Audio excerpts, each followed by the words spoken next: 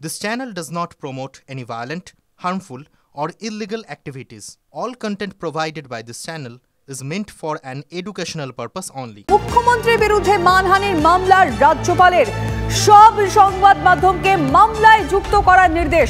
আগামীকাল ফের শুনানি। এই মুহূর্তে দাঁড়িয়ে গুরুত্বপূর্ণ খবরের আপডেট শ্রাবন্তী সরকার থেকে নেব। শ্রাবন্তী, দেখো লিমা, যে দুটি বিষয় উল্লেখ করা হয়েছে রাজ্যপালের আইনজীবীর পক্ষ থেকে, যে শুধুমাত্র মুখ্যমন্ত্রী মমতা বন্দ্যোপাধ্যায় নন, কুণাল ঘোষ তিনি টুইটার হ্যান্ডেলেও রাজ্যপালের বিরুদ্ধে বিভিন্ন ধরনের মন্তব্য করেছেন, যেগুলি তার ইমেজ নষ্ট করে, তার ভাবমূর্তি নষ্ট করে।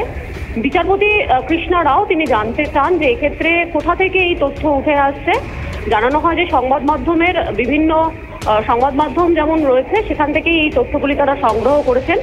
কেন সংবাদ মাধ্যমকে যুক্ত করা হয়নি, বা সংবাদ মাধ্যমে শুধু বক্তব্য যেটা সেটাকে সামনে রেখেই কি এই মামলা, এই বিষয়টির উপরে রাজ্যপালের আইনজীবী স্পষ্ট করেন যে বিভিন্ন ইউটিউবেও মুখ্যমন্ত্রী মমতা বন্দ্যোপাধ্যায় কি মন্তব্য করেছিলেন সেটা স্পষ্ট হয়ে গেছে। টুইটার হ্যান্ডেলেও এখনো পর্যন্ত রাজ্যপাল সম্পর্কে যে মন্তব্য সেটা রয়েছে সেগুলি দেখা হোক।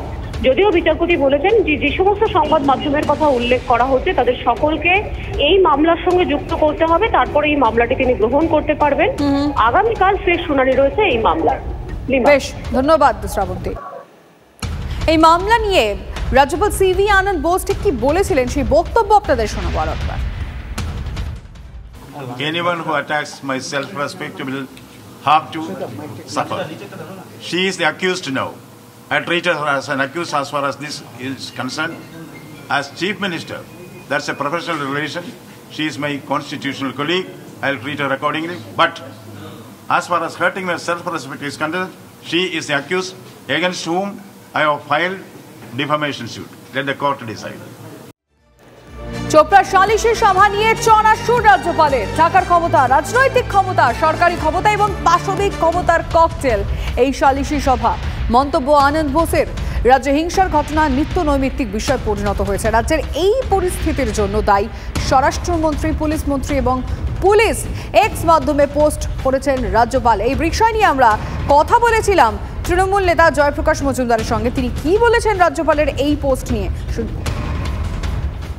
যে আইন পাশ করেছিলেন মমতা বন্দ্যোপাধ্যায়ের সরকার বিধানসভায়, সেটার ওপর চেপে বসে আছেন কেন তিনি রাজভবনে?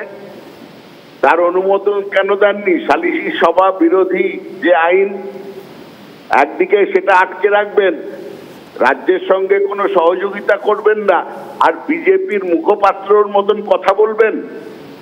আমরা তীব্র নিন্দা করছি রাজ্যপালের আচরণের। হয় তিনি বিজেপিতে যোগদান করে বিজেপির হয়ে কথা বলুন, নয়তো রাজ্যপালের মতন আচরণ করুন। পঞ্চায়েত সমিতিতে ঘর ছাড়া তৃণমূলের দাপুটে নেতা আরাবুল ইসলাম। 11 বছর পর ভাঙড় 2 নম্বর পঞ্চায়েত সমিতি থেকে সরানো হলো আরাবুলের নেম প্লেট।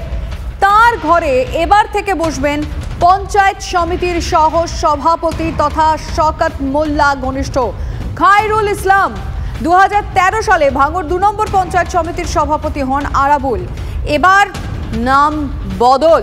অবশ্যই এই বিষয় নিয়ে তো কথা হবেই, পাকাপাকিভাবেই নেম প্লেট বদল। অবশ্যই আমরা এই বিষয়ে ডিটেল একটু সত্যজিতের কাছ থেকে জানার চেষ্টা করি। সত্যজিৎ, না দেখো, খুবই গুরুত্বপূর্ণ যে দীর্ঘদিনের লড়াকু তৃণমূল কংগ্রেস নেতা আরাবুল ইসলাম, সেই যদি 2006 সাল থেকে দেখা যায় তিনি বিধায়ক হয়েছিলেন এবং তারপরে 2008-এ এই ভাঙড় 2 পঞ্চায়েত সমিতি দখলে আসে তৃণমূল কংগ্রেস। সেই তখন থেকেই কিন্তু আরাবুল ইসলামের নামে একটি কক্ষ ছিল ভাঙড় 2 পঞ্চায়েত সমিতিতে।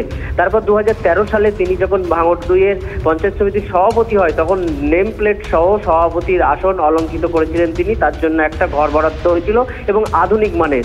কিন্তু হঠাৎ করে দেখা যায় ভাঙড়ের রাজনৈতিক পরিপ্রেক্ষিতে তার সেই নেম প্লেট সরিয়ে দেওয়া হয়েছে এবং তার যে বরাদ্দ রুম ছিল সেই রুমটাকেও কিন্তু সরিয়ে দেওয়া হয়েছে। অর্থাৎ এই যে পঞ্চায়েত নির্বাচন এবং লোকসভা ভোট, সেই ভোটের সময় যে বিক্ষিপ্ত ঘটনার জেরে আরাবুল ইসলাম জেলে গেছেন এবং তার পরবর্তীতে ভাঙড়ের দায়িত্বে পাকাপাকিভাবে শওকত মোল্লা এসেছেন এবং শওকত মোল্লার আসার পরেই কার্যত আরাবুল ইসলাম এক পেশে হয়ে যান। তিনি জেলে গেছেন, তার জামিন হয়েছে এবং আজকেই তার জেল মুক্তি। অর্থাৎ আজকে জেল মুক্তির পরে তিনি ভাঙড়ে আসবেন কিনা, পঞ্চায়েত সমিতিতে আসবে কিনা, সেই নিয়ে যখন মানুষের মধ্যে প্রশ্ন উঠছে তখনই কিন্তু একটি ঘটনা যে তার নাম প্লেটহীন অবস্থায় আরাবুল ইসলামের, অর্থাৎ প্লেট সরিয়ে দেওয়া হলো তার ঘর থেকে, সেটাই বর্তমানে চর্চার বিষয় যে আদেও ভাঙড়ে তৃণমূল কংগ্রেসের নেতা আরাবুল ইসলাম আসবে কিনা। শওকত মোল্লার সঙ্গে আমরা যোগাযোগ করেছি, তিনি বলছেন যে আমি খোঁজখবর নিয়ে দেখছি বিষয়টা যে কেন সরানো হয়েছে, কিন্তু সঠিক সদুত্তর এখনো পর্যন্ত তৃণমূলের অন্দর থেকে বার করা সম্ভব হয়নি এখনো। বেশ, নজর থাকবে সত্যজিৎ, ধন্যবাদ। কিন্তু এই নিয়ে আরাবুল ইসলাম কি বলেছেন আমরা শুনবো। এটা আমার জানা নেই, আমি একটু বিষয়টা জানি, জেনে শুনে বলবো এটা। কারণ আমি আজ বেশ কয়েকদিন পঞ্চায়েত সমিতি আমি যাইনি, কত প্রায় 1 মাসের কাছাকাছি।